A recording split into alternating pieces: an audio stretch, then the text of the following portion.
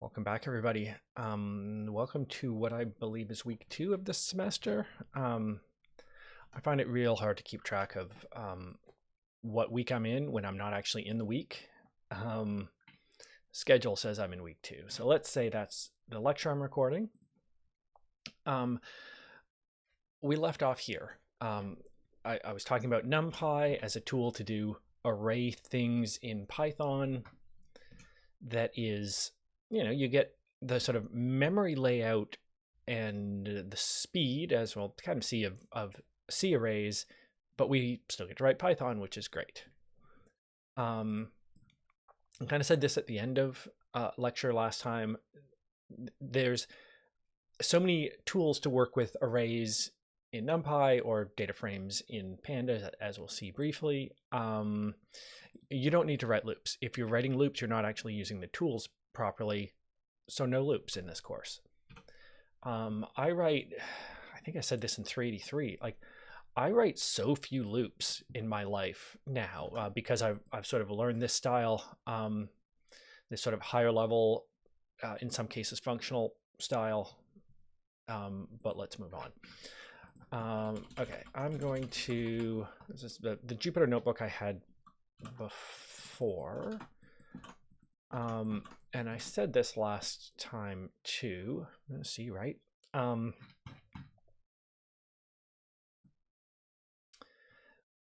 actually do the import, not just look at it. Okay, so I have these two arrays. They're displayed reasonably beautifully when they're printed. Maybe not the most beautiful, but hey, it'll do. And then, well, I have two 2x2 arrays, right? So two in this axis, two in that axis. I can add those.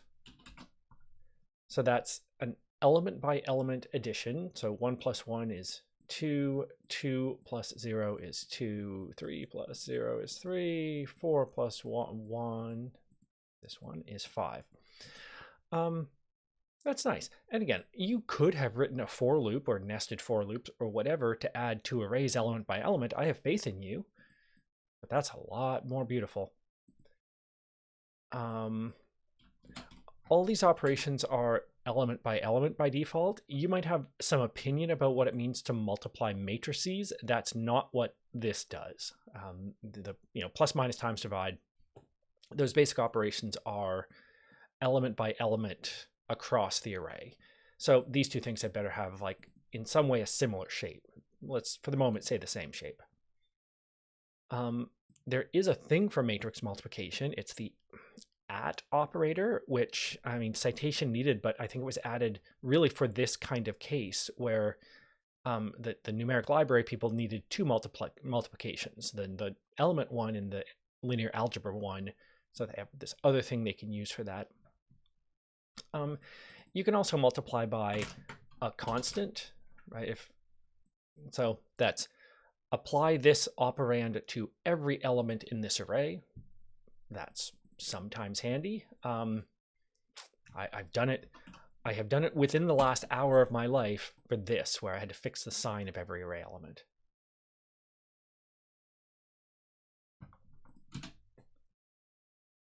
I kind of waffled there on whether things had to be the same shape or not. So there's all of these broadcasting rules in NumPy that I don't remember, and I don't think you need to remember them either. The two that I think you do need to remember are the first two here. If you have two arrays that are the same shape and you add them or subtract them or multiply them or whatever, then it's element by element, top left plus top left equals top left sort of thing. If you have an array of any size and a number, well, again, you add that number or multiply that number, divide that number with every array element. I don't know, what do I have here? I have this. So I don't know, I guess I can probably do something like 10 divided by that and get, again, 10 divided by each array element as an output array.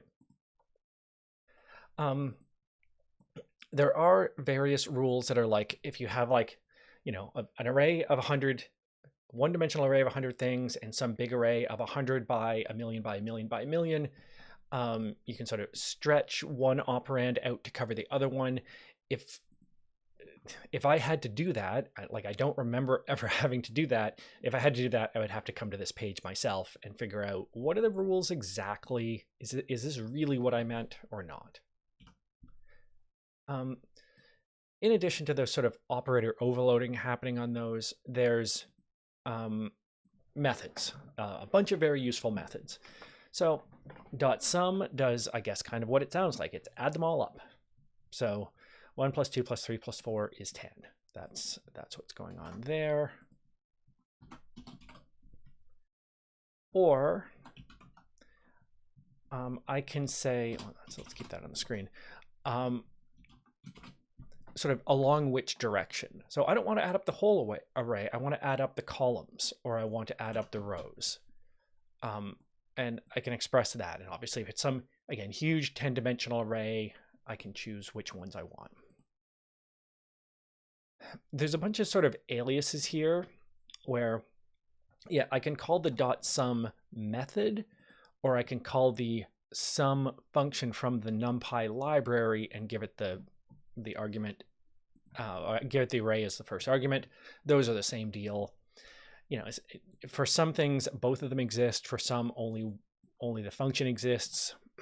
It's a little inconsistent, but so be it. If you really have logic to express that isn't expressible in NumPy operations, and this is not an example of that, let's be clear. I can do 2x plus 1 on an array by just saying 2 times array plus 1. That will do it. But imagine I put something there that was, you know, I had to call some crazy library function that doesn't exist in NumPy. There's nothing like that in the NumPy world. So normal Python function from first year. And then np.vectorize takes that function as an argument. You have to tell it what type that function is going to return, because of course NumPy is going to allocate the memory for the array, so it has to know what kind of type it's going to store in the array to allocate the right amount of memory. And then this function turns into this function. So np.vectorize gives me back a new function that, instead of a single integer or float or whatever this is, takes an array of those and operates on the whole array. So maybe I would put this there. So the idea here is that I would say that on a again, normal Python value, you know, for this function, again, just like in first year, this function, instead of a single value, takes an array and applies that function to every array element. It creates an array of this type because that's what I told it to create. Even though, like, maybe that operation could have been integer results. Well, it had to know, it had to have a plan, and I told it we're going to have float 64s as our result. So if you really, like, again, you end up in this situation where I would say I've done a very small number of times myself. So much is expressible within NumPy, or again, in a moment, pandas. You can get pretty far. One thing that did catch me out that I was very surprised when it happened to me, so I thought I would quickly mention it. If you have a Python function that returns a tuple, more than one thing in a pair or triple or whatever, you don't get an array of pairs, you get a pair of arrays. Right, so this function returns 2, I assume, numbers, again, just with those first couple lines of code. If I apply it across an array, I get an array of the first element and another array of all the second elements in the same shape as my original input. I was really surprised by that. You know, if you do have one array where you need to sort of do some operation and you get 2, you know, like you can do 90% of the calculation and then do, okay, well, result 1, result 2, you can do that and get both of them in separate arrays this way. I'm getting a call from likely fraud. Let's just make that go away. So np.vectorize is flexible, and that's super cool. But what I want to say really fast before you get this idea in your head of like, I don't have to learn NumPy anymore, I can just use np.vectorize, is it's slow to do this. And by the way, if you have any idea in your head about the word vectorize as it applies to like vector instructions in your processor, that's not this. Similar, of course, goal, but you're not getting that kind of speed. And the reason is like this might be an array of 1,000,000 elements. And then in order to do this calculation, NumPy has to call this function 1,000,000 times. It's what I've asked for. It sort of can't know what's inside this function. It has to come from the C code that implements NumPy. It has to come back to Python, make the Python function call, do the Python thing, get the Python return value, convert that back to a C 64-bit floating point number, and put it in the array times 1,000,000 or however many things are in that matrix or in that array. This line is going to be slow compared to that line. And by slow, I mean like 100 times. If it's less than 10 times, I would be shocked. Usually whenever I've done this and timed it, it's closer to 100 times. And in fact, let's find out. Part of the problem here is like, this is way too simple a function. Like I'm going to Python to do a fairly small amount of work. Usually I would do a lot more there. So I have this already. What are they? Okay, indexing with NumPy. Okay, I'm gonna go the timing one first, since that's what I was just talking about. It takes a while to run, so I'm just gonna get it started while I talk. So I'm creating an array of 10,000 things. I'm turning it into a two-dimensional array just because I want to. So it's going to have 10 rows and 1,000 columns, and I'm going to add up across the columns. So I want to get this. Like, this is my goal. I want to get this every time. But there's a whole bunch of ways to do it. So, of course, there's this way to do it, right? The NumPy way to do it that just with one very simple line spits out the answer I want. Or I could write this method to do it. And this is like, you can pick the person that I'm having the argument with here. Maybe this is someone who is a C programmer who is refusing to learn anything about Python. They're just going to keep writing C, except spell it with Python syntax. Or this is the first-year student that has learned one thing about NumPy and refuses to learn anything else about NumPy. You would write this logic in either of those cases. Just iterate through the two-dimensional array and pick the thing and add it into your result, your accumulator sort of thing that started at 0. You get the right result that way, right? This same result. It's a question of time. Or what have I done here? This is like, right, for each row. Yeah, so there's a Python for loop here that is for each row, extract that row, and I'll talk a little bit about indexing in a second, and add it up, put it in there. You get the right result.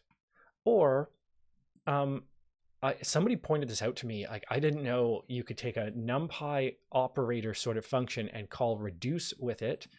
I don't know, reduce is use this operation to combine all the elements, I guess. Fold if you're in 383. Again, I get the same result. I would sort of imagine that, you know, that np.sum and np.addReduce are kind of aliases to one another, but well, we'll see if they take the same amount of time. And also this like funny apply along axis that I found just poking around the NumPy docs. Okay, the %timeit in a notebook like this is take this line of code, run it a bunch of times, and tell me how long it takes to complete on average. So this is 8 microseconds. The rest of this line doesn't really matter very much. It's that function takes 8 microseconds to complete on average. It ran it this many times, it averaged them out. There was a certain like variance on the running times, but I care mostly about 8 microseconds. So if I call np.sum or I call np.sum, I'm going to bet these are all the same. Like this one took a little longer. Probably the CPU was in low power mode just as the test started. I'm going to call all of these equivalent. np reduce sum is, oh yeah, it's this one, right? Again, I would imagine that would be the same speed. But again, remember, okay, let's call it 6 microseconds. If I write the C style for loop, except spell it with Python, it's that there's a unit change here, right? This is milliseconds, not microseconds. This is, instead of 6, this is 2,340. That's a lot slower. Or again, various shades of that in here. Or again, if I do np.vectorize where I don't have to, it takes some time. I think probably my array here is too small to see too much interesting stuff happening. Yeah, this is not a great array. I wonder if I can do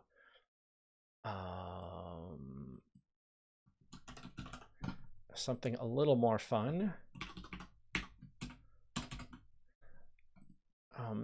There is, by the way, so the reason, like, it takes time because it sort of has a time budget. It has like 5 seconds or whatever. It runs this code as many times as it can within that 5 seconds or something, and then it reports the result. So as many things as you can. And yeah, that's what I expect to see a little more. Again, 8 microseconds for this, and 1,300 microseconds for that. That's the kind of time difference I expect. Again, with a teeny tiny array, okay, everything happens too fast to really measure a difference, but using np.vectorize, flexible but slow. Sometimes it's the best you can do. Yeah, with that. And then, okay, this other notebook of examples, I didn't see any point in writing like a dozen slides on just details of how you can get at arrays, but so again, I created this range of 24 things. I reshaped it so it would be a 6-row, 4-column, 2-dimensional array, and I want to kind of slice and dice that up. So because it's a 2-dimensional array, I can index an element out of it, and I guess I could do something like that. So element 0, 2 is, well, row 0, column 2. It's that one. If I put the colon there, the colon means all of it. So row 0, all of it, or all of the rows, column 2. So column 2, this one is what I got there. If you put things sort of on either side of the colon, it's from here to here minus 1. So this is all the rows, columns 2 up to 4 minus 1. So columns 2 and 3. Everything is 0 indexed, by the way. So column 2 is the 3rd column, of course. So why wouldn't it be? You can also apply, like, so all of these operations that you can apply, well, you can do it. So I have this array that's 2-dimensional. I can say everything in that array mod 3, and I can ask if that's 0 or not. Well, sometimes it was 0, sometimes it wasn't. I get an array of Boolean things back. But then if I have an array of Boolean things like this one, I can do this. So in general, the square brackets are indexing into an array. I can give numbers and I can sort of say, well, this row, this column, or I can give a Boolean array like this and say, keep only the ones where it's true. So take this like mask, I guess, and sort of lay it over top of this array. Wherever it's true, keep that one. So not surprisingly, I keep the things that are divisible by 3 because that's what that's testing for. A kind of reasonable use of np.vectorize might be something like this, where, okay, I don't know any way within NumPy operations to calculate true or false, is this prime? A little while somebody takes issue with my prime testing function. I don't care if it's slow. It's a lecture example. Give me a break. So this, yeah, this is somewhere where if I needed to do this, like ask if a whole bunch of array elements are prime or not, yeah, I guess I would have to use np.vectorize for that, because I don't know any way to do it within NumPy. So I can take a bunch of integers and ask, well, which ones are prime? And I suppose this is 0, 1, 2 is prime, 3 is prime, 4 is not, 5 is. I believe my function is working. And then again, I can use that as a mask. I can take this array of Booleans, it's the same shape as this array of integers, keep only the ones where it's true. They don't have to be the same input array. Like here, I am using ints to mask ints. All that really matters is that they're the same shape. So if I have some other array that's the same shape, I can use that mask on it too. So this is keep all of the things in this array that were prime, keep the corresponding positions in that array. If that's something you need to do, and once in a while you have a couple data sets and you want to keep all of these rows from all of them or something. But what really matters there, probably the colon, that means all of, and this, again, really efficient way to sort of chop up an array, like keep all the elements where this is true, done. And again, this is something I have done. I was working on a data set for exercise 3. I wrote this sort of thing within the last hour. Keep only the rows, I guess I was in pandas, but keep only the rows that have the property of data looks like I want to keep it. Really nice, efficient way to express that as a programmer, and then it's fast to run as well. I don't know how this happened. In the history of NumPy, I don't know how we got here. Some NumPy functions take a shape. So a shape is a tuple. So np.zeros is, well, tell me how big each direction is. Oops. Or each dimension is. So give me a 3-row, 4-column array of zeros. But I can't say that. I can't say each dimension size as a different argument. It has to be a tuple. So this is a function receiving one argument, and that argument is a tuple. But if I have an array and I want to call the reshape method, I can do either one. I can give it a single argument that's a tuple that has all of the dimensions, or I can give it a bunch of dimensions as separate arguments.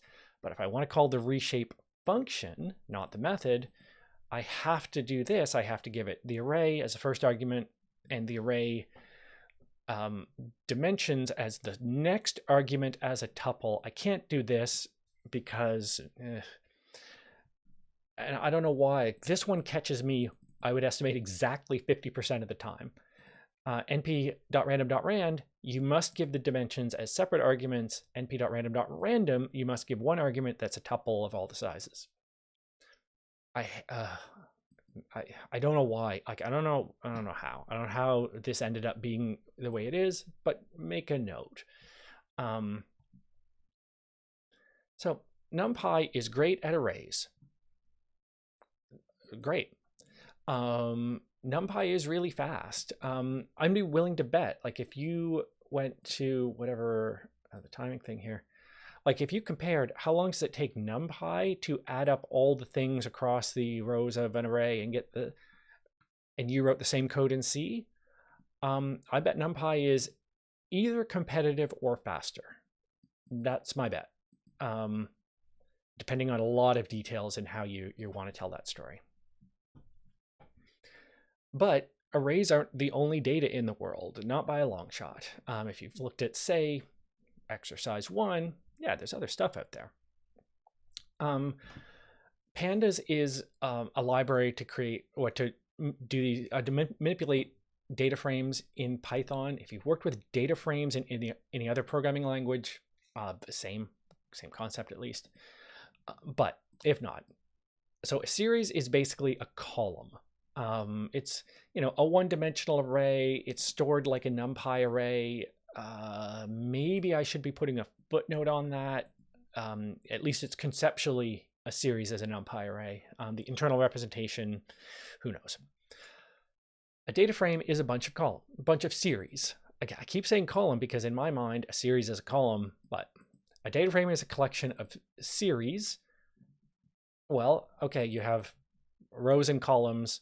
Again, I might in my head think of that as a table.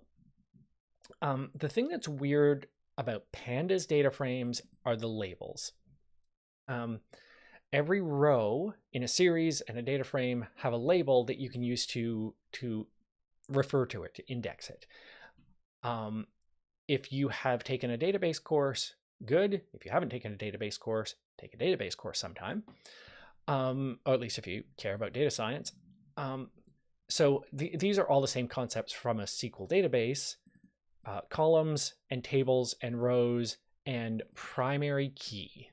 So again, a primary key in a SQL database is the way you can efficiently refer to a specific row, and that's really the same as a data frame label.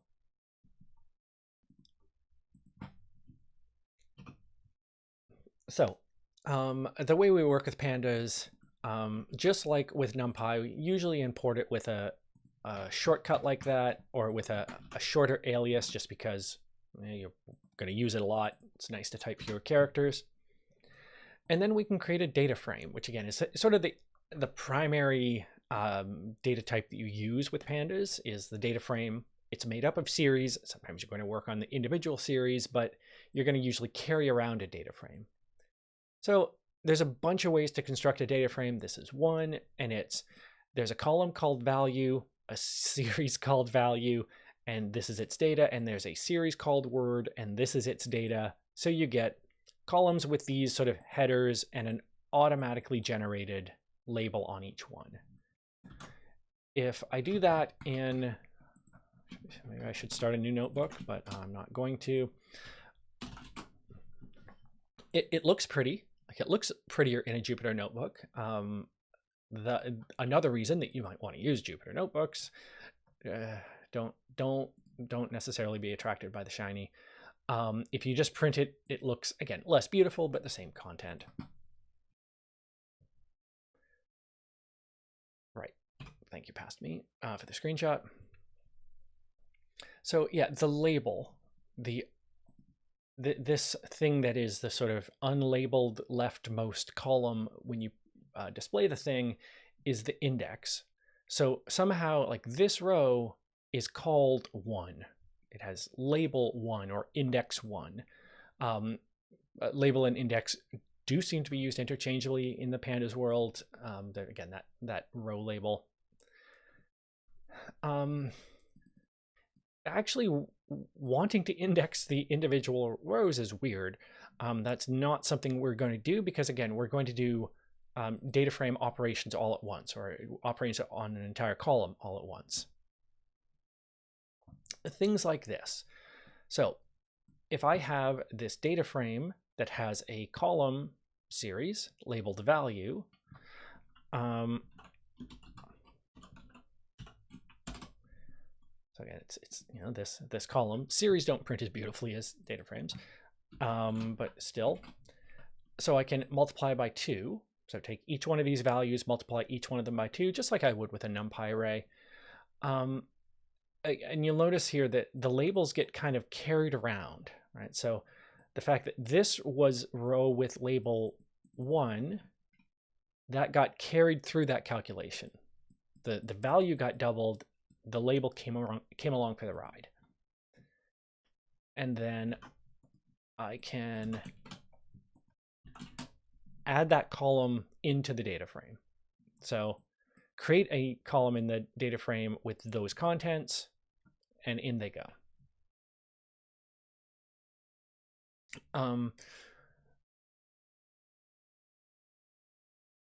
The reason I did this was I think it's very easy to look at that and think, oh, yeah, row 0, 1, 2, and 3, it's just their position. It's not just their position, right? So if I get rid of some rows, that label stays with the data. It's not a position. This row is very much called 3. It's referred to as 3, or you can refer to it as 3 by its index. And when you put series together, put series into a data frame, everything gets matched up by that label. So this example, if I'm keeping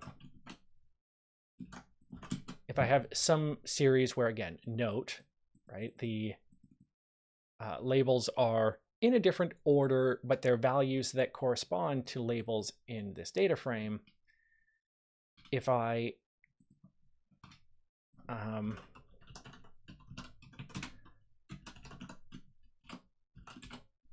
put that in there, things are matched up by label. So label 0 went to the row with label 0. Label 1 went to the row with label 1.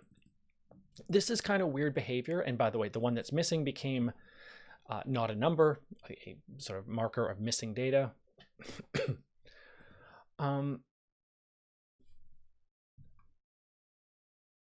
These things are identifiers, and I'm kind of harping on this relatively simple concept because it's easy to forget and it's easy to have broken code because you forgot this fact. This data, so again, these were current numbers at some point, and I've initialized things differently here. Like I've constructed my data frame with different sort of syntax, and I gave a two-dimensional thing here, and I said, well, okay, there's 2 columns, so I'm going to name those 2 columns, and I set the index kind of manually like this. So when the index has a name, it gets printed. It's the name of the index here. It looks kind of like it prints funny and looks a little weird, but don't be alarmed. How does it print here? Okay, yeah, same thing. Like it. Oh, okay. There's a dividing line in Jupyter, like dividing between the headers and the data. So maybe that line is visually important. The font size is never right. Oh yeah. So my index has a name. My data columns have a name. I can kind of move things around. So this line of code, like if this line of code doesn't convince you that Pandas is a good tool to use to work with data, I don't know what to do. I don't know what to say to you. Density is population divided by area.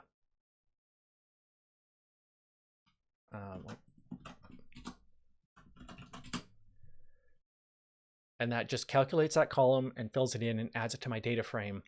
Again, you could have written that in any programming language. You could have written C code that iterated through all the columns, like allocated a new column and then iterate through all the rows and fill in that column. You could have written that code and it would have been more code. It would have been easier to make a mistake. It would have been uglier and less readable. This is beautiful. There's a bunch of methods on a series. So again, if I have a data frame, the square brackets column name is a series. It represents a one column from the data frame. There's a whole bunch of methods on series, like, well, basically tell me where they would be if they were sorted, right? So if this was sorted, that would be the largest, and that's the next largest, and that's the next largest. I can put that into my data frame if I want.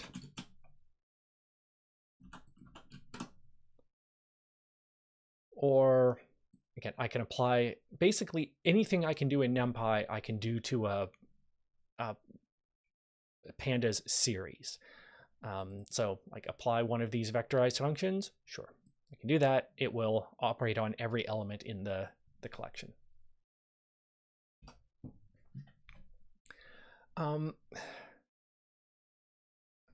So again, I always struggle with like how many details to give here. And this is something where I keep thinking, how much do I really need to talk about fiddling around with indices in Pandas? And then somewhere in between when I have that thought and the next time I teach the course, I end up doing it. So I guess I have to still talk about it. So I have this data frame. If I do a dot reset index, that is take the thing that was the index, so sort of column with this special role of labeling each row, and turn it into just a normal data column that has no special thing, and create this easy fake index that's just incrementing, auto incrementing things. Or I can take an existing data column and turn that into the index. So that's, oh, whoops. See, again, I ran a thing and I went back up and I did the thing, and now the data looks nothing like what my code would produce. Okay. So it's take the existing index, move it away, take this column and turn it into the index for that data frame. I think I could have done that in one step. So the question here is like, does it throw away the index or not? Drop. Okay. So drop as an argument. And again, you'll note there, I didn't go to Stack Overflow. I went to the reference documentation. So on a data frame, I can call the setIndex method. I tell it what I want to become the index, and I can tell it drop. Delete the columns or not. So let's see if I can do that in one go. Oh God, I already forgot what it's called. Drop. And it's true by default, so it does. Again, I think the meaning there is, do you drop the old index or do you keep it? I think that's probably what I should have done instead of those two things as separate steps. Oh no, it keeps the data column, but throws away the old index.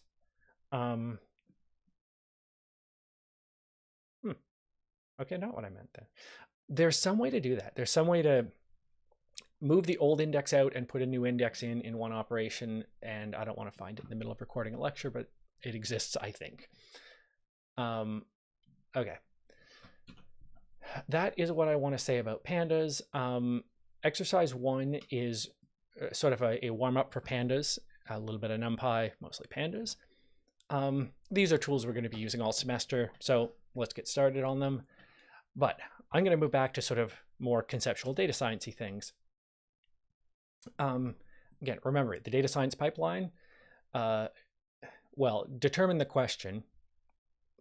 Not something I can say much about, but get the data, clean the data, analyze the data, report your results. We're in that first step.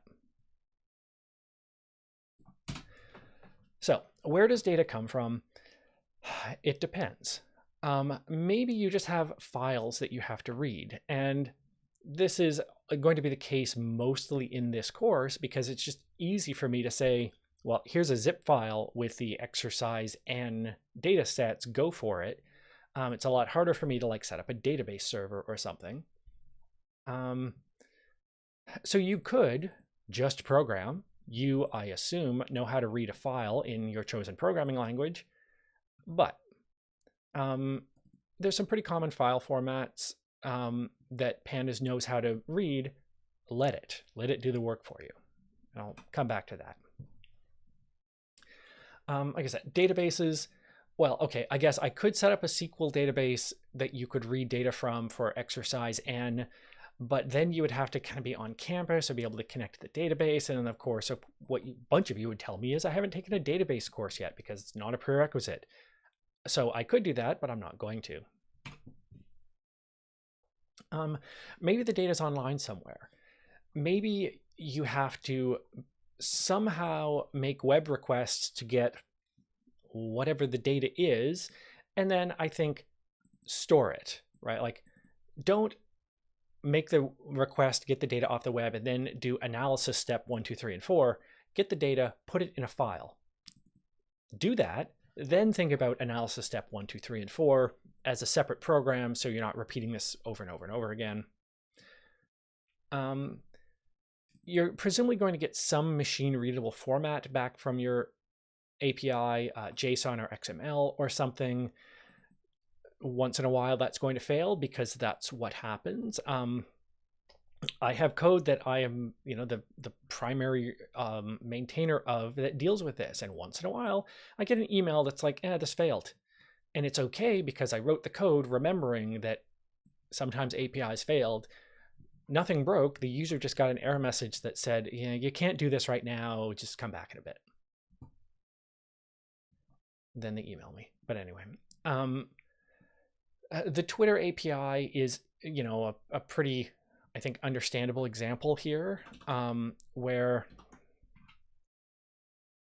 you can ask for a user timeline, right? So can we get any kind of, oh Lord, in what world is this possibly the way that I would like to view this page?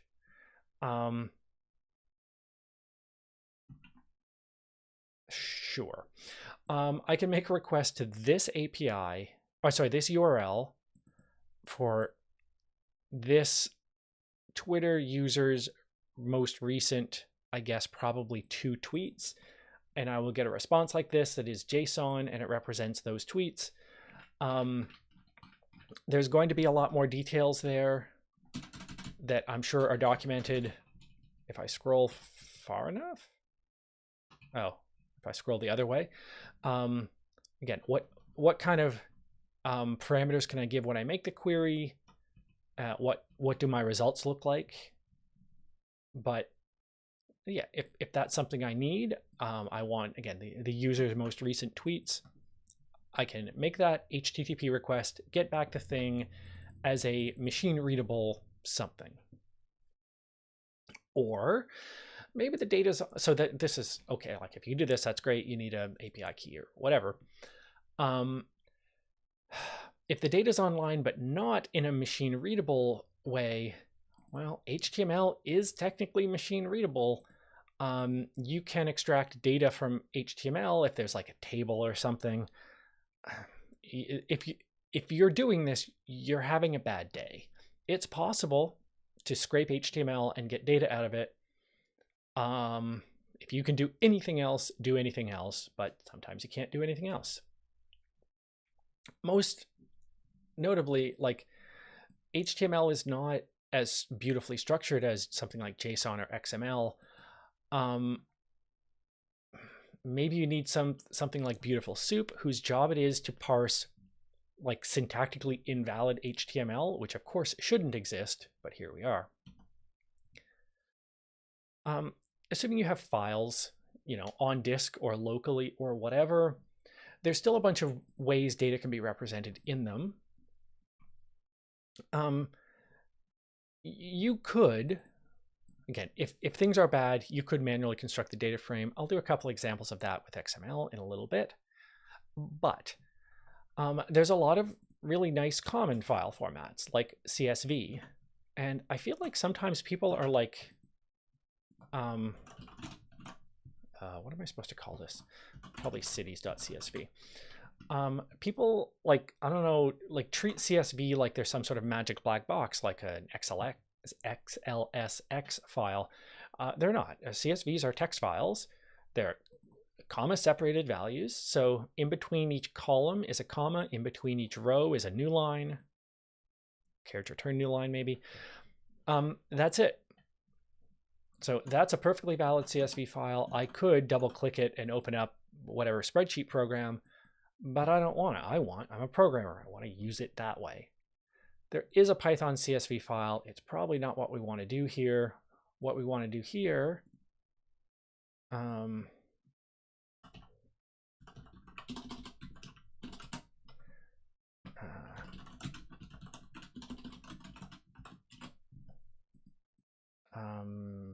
city data.csv, fine. All right.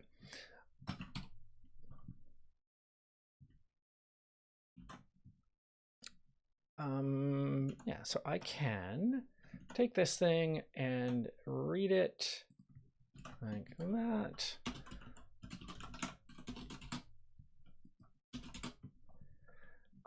I've said here that I want that column to be the index. I don't have to say that. I can just get the file with all the columns and an index that's kind of fake. That's okay too. Just depends what I'm doing. And I guess, right, in the other direction, data frames have a .toCSV method that I can use to take the data frame, write it to disk as a CSV file. There's a lot of, like, if you look at the arguments to this function, I used mostly this one. What's the file name? Read it. it's a CSV file. But I could specify this separator and delimiter. What's the difference between those two? Is there a header row or not? So it could be like a tab separated, which is maybe a .tsv file, but maybe I want to specify the column separator, or I want to skip a few rows when I read it in, or there's dates and I need to parse those dates into date objects instead of leaving them like strings, or all of these other things that are in here. And maybe, I don't know, maybe like Excel does one thing and Google Sheets does another for like, you know, some details in here if you're if you dive deep enough. Be careful whenever you're reading any of these files. They're often not as simple as you think.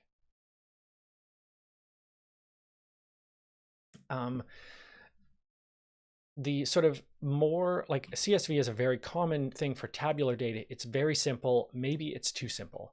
Like in particular, like there's no date or Boolean data type there. It's strings and numbers, and that's all you get. Maybe want a little bit more richness there, a little bit more structure. And JSON, JavaScript object notation, is a pretty good way to do that. That is, again, pretty common. JSON's flexible enough that the pandas thing won't read all JSON files, but it will read a good subset. Again, the ones that are the formats that are common. This is almost a complete reference manual for JSON. It's a pretty easy format. You get strings that have double quotes, you get numbers that look like numbers, you get true, false, and null. And then arrays or lists, however you want to refer to them, officially arrays, have square brackets and commas. And then associative arrays or dicts, or as JavaScript and therefore JSON officially calls them, objects, have key value pairs. The key has to be a string and the value could be any, any value. There is a Python JSON module, but probably the one that, again, we are more likely to care about is Panda's read JSON, which is, hey, you got a file with reasonably formatted JSON data. Great. I'll read it in and we'll just create a data frame out of it straight away. And you can tell there's actually fewer options here because it's a less insane format with fewer decades of history and incompatibilities. This is probably the place to take a break before we launch into an example here. So I'm going to stop the video there. See you in a few minutes in the second video. I don't know. Say hello in the chat. Say hello in the chat in the next video. I'm leaving this one right now.